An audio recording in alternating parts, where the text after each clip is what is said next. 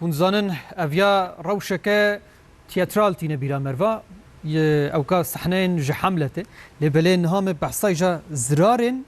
اف اقل تشكري بكن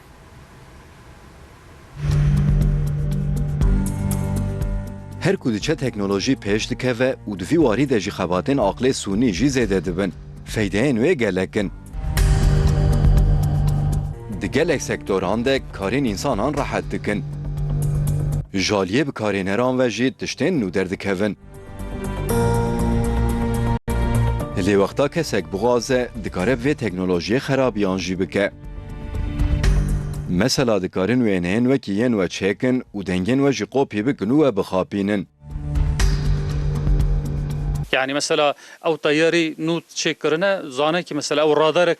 اللي تعقيب دكه او دخوزك يا مثلا عقليه شش بكر سينال كد دشينا دبي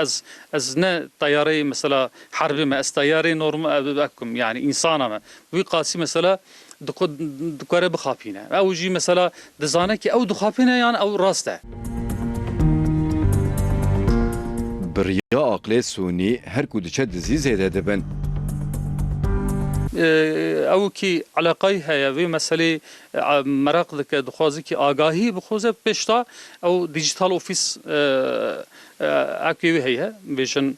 مالباري هي انترنت سايفاي هي لوردا بنيرن يعني قال لك برنامج يعني مثلا برنامج او مثلا ميجي مزن هي او مثلا دخوزي کی اكو بكن مثلا تشخيص قنصري تشابك پسپور دبیجن کسین کو ویدئوین زاروکن خو پار ودکن بلا بالدار بن بل او مثلا هم وصف بيشفشون هي سرويدا او مثلا بيجن عقل صنعي ب virtual space يعني sanal ortam, sanal alem veya mixed reality karma realite, karma gerçeklik. Yani mesela doktor dure ki mesela hareket xudka bejin doktor ki Çin'e mesela nexaşeki Amerika veya nexaşeki bejin Türkiye dukara ameliyat ke. او مثلا جهاز هي دكتور دور و مثلا كنجي هي قدك مثلا دستك